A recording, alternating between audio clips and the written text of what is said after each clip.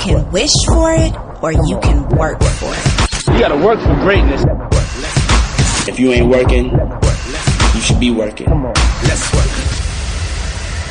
These are the confessions of a workaholic. Welcome to Confessions of a Workaholic, where we share the success secrets of fearless female entrepreneurs who are obsessed with success. This episode is brought to you by Work University. Work U is the online clubhouse that connects women of color to the resources that they need so they can stop living paycheck to paycheck and start living the life of their dreams. For enrollment information, log on to workuniversity.com or check the show notes below for the link. Today's episode is really exciting because we are switching things up a bit. Instead of focusing on the journey to build a business, we're talking to today's boss about making a major investment. Crista Greenlee is a North Carolina A&T alum who recently purchased a luxury condo building, in Ghana in cash. It's so bossy that it tongue tied me up. Okay.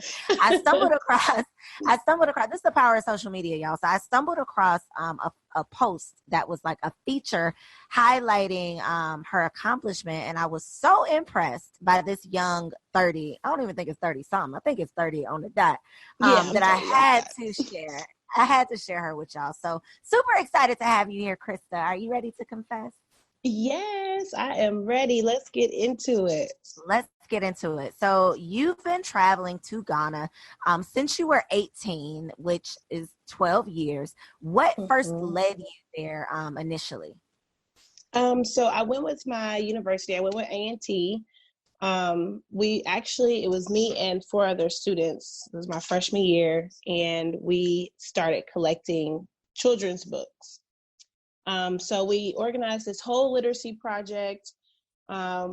One of my professors during that time was actually from Ghana, and he was in contact with the school, and they needed books, computers, and they really just needed like a whole library built at their school. So we started the legwork, collecting books, collecting basketballs and coloring pencils, writing utensils, just all those school supplies children need.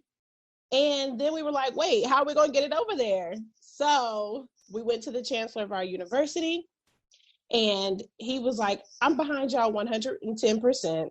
And then he sent all 5 of us to Ghana. And then that's where I fell in love with the country, the people, and just everything else about Ghana. Okay, so let's pause right there because I love having the chance to interview amazing HBCU alums. And the fact that your chancellor literally didn't just say, okay, sounds good, good luck, but, put you in position to be able to really pull off this project. It says so much about North Carolina A&T. How would you say that your time there prepared you to be able to do what you're doing now? Oh my gosh, A&T, I feel like I wouldn't be where I am now without my university experience. Like just from beginning to end, my freshman year on up until senior year, A&T, you could really tell that they invest so much into their students, futures. Because we ultimately give back, so they want to make sure our experience is completely, just well-versed as far as giving us that opportunity to travel overseas and us not having to come out of pocket at all. That's kind of unheard of. Us just kind of coming up with this project and then presenting this project directly to our chancellor. And then for him to just be like, hey, okay, we have some extra funds. Y'all can take the supplies over there yourself. It was just that right there kind of molded my entire university experience, and not just my university experience, my life. Like I still continue to do those type of things today. I went to Cambodia and did the same thing, a literacy project in Cambodia. I did a project in Malawi. I went to Malawi and I bought all these flip-flops and I gave them out. We called it the Shoe Mob. And one of me and my good friends, Tiana, now Robinson, we went out there and we just had a great time just giving. You know, I just feel like you need to pay your way through this life on this earth by giving to others that aren't as fortunate as you. I love it. So not only did it provide you with like the launching pad to, you know, start these service projects, but definitely put you in position with that first opportunity to travel to Ghana to be able to, you know, do the things that you're doing now in terms of the business and the investments. So can you pinpoint, because you've been going back, I don't know if it was every year since then, but you've been going back since that time. At what point did you decide to transition your focus from just traveling there, not necessarily for leisure, but just traveling there for other reasons, to actually focus on traveling there for business purposes? So I went to teach overseas in Korea. And when I got back from Korea, I really didn't have a plan. I just was there in Korea. I saved up a lot of money. I moved back to the States and I just got like a part-time job, right? And so after that, I was like, all right, well, what am I going to do with money that I've saved up? So I end up becoming a flight attendant. And from there, I was never at my apartment. So I was like, you know what? I'm tired of paying rent for somewhere I'm never staying. So I moved back in with my parents. And from there, I was able to save so much money just in 2.5 years, moving in with my parents, saving so much money. And I was like, hey, why not invest this money into something that can make me some passive income? So I really just jumped into it. I went to Kenya, Mombasa, and I was looking at property there. Me, my dad, and my sister went. But we just realized it was just too far, you know? And then me going to Ghana so much, I started looking into Ghana and it like literally fell in my lap. Like, you know, I just did the legwork to try to, you know, make sure everything was legit. Talk to the developer, really build a relationship there. And here we are today. I just, you know, Ghana is such an untapped market and there's so many opportunities there in Ghana and there's so much room for growth. And while I was traveling back and forth, you know, to Ghana, I was staying at Airbnbs. So, you know, I was like, wait, I could do this too. And it was just little things at these Airbnbs that I was like, oh, I wish they kind of had this. Or, you know, those like little Western little aesthetics that we like, you know, just certain things. And so that's why I was like, hey, I'm going to purchase my own unit. And I'm going to give, you know, Black travelers or Western travelers everything that we seek out in Airbnbs. So that's my goal. Right now we're at the stage, they're putting down floors and windows now. So it's not finished yet, but this is a brand new building. I have one unit within the 24 unit building. And my plan is just to Airbnb it and make some passive income. Can we just pause at the fact that you, and I don't even want to say put your pride aside because it really just made sense for you to cut the expenses and move back in with your parents. That is one thing that is not, I guess, celebrated and supported and offered enough as an option, especially in our community, because it's, you know, we feel like, you know, we can't go back home.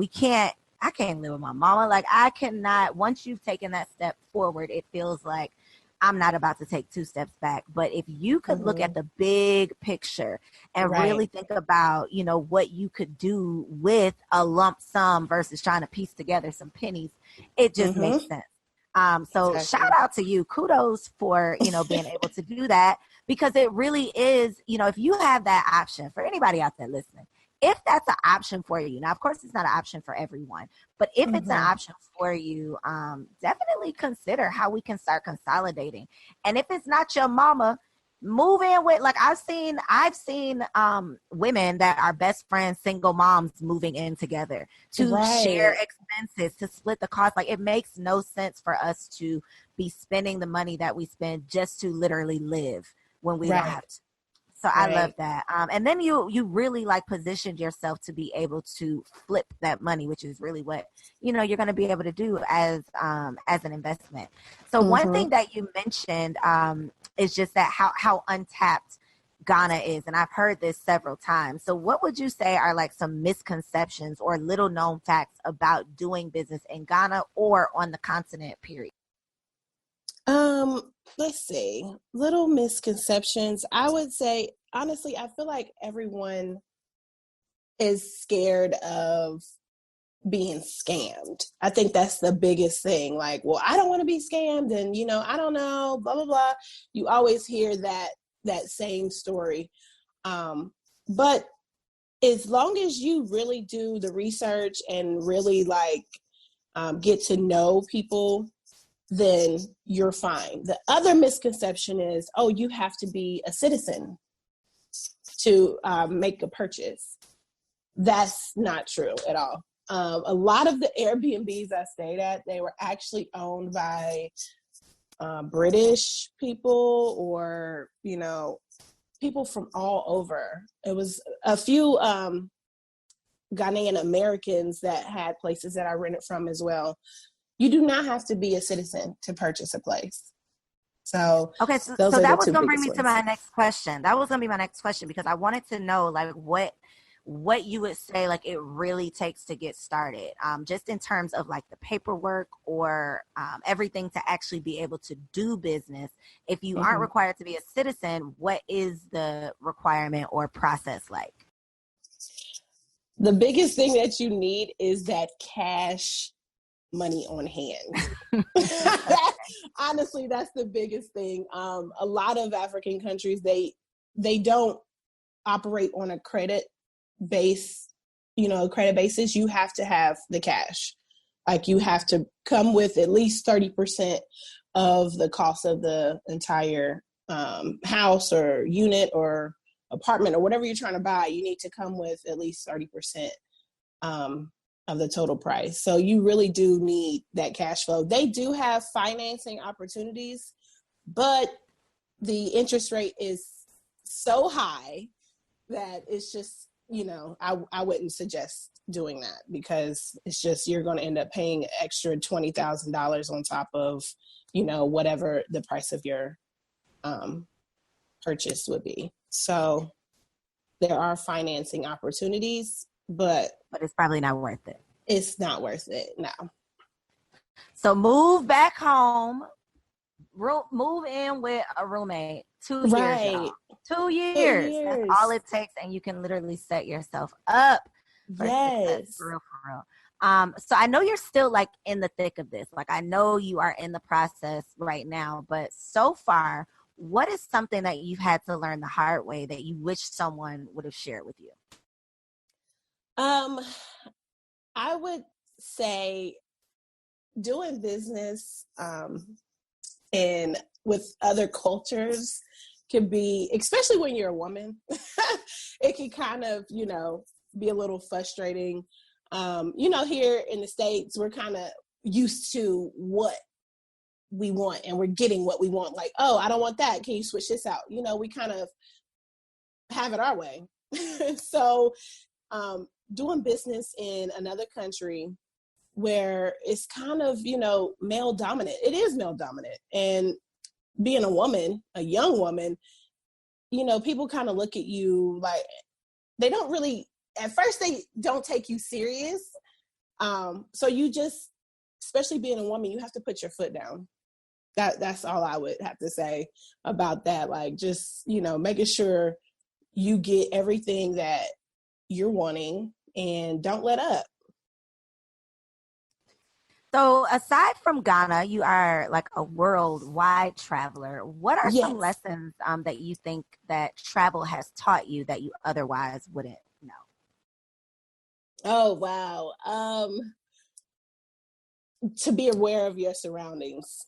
That is the biggest thing. Like, I moved overseas when I was 21, and, just being out there on my own, I really had to grow up fast. Like, wait, hold up. I'm in another country by myself. Let me make sure I'm not, going to get kidnapped or robbed, or just being aware of your surroundings and making sure you have, all your ducks in a row.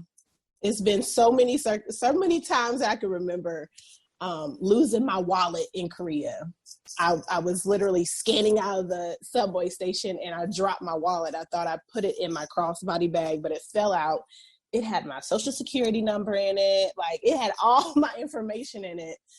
And, boom, now somebody, I have no idea who has it, and they can do so many things with that. So, being aware of your surroundings, making sure that you just stay vigilant the whole time when you're traveling. So I've taken that with me moving back to the States and being here, and I just make sure that I'm always in a safe environment.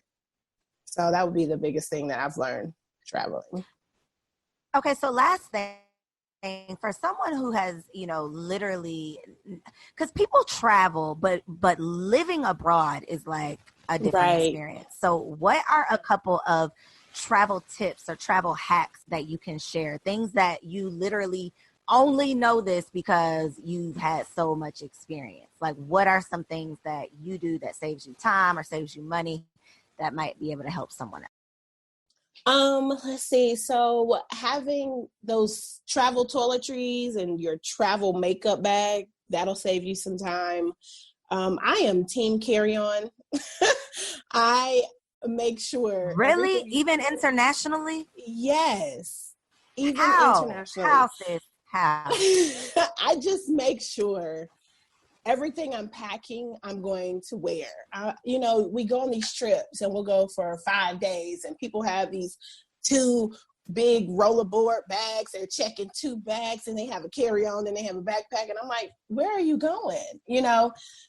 Just honestly, you need options. You do need options, but you need your 5 staple outfits, and that's it. Like, you don't have to pack so much.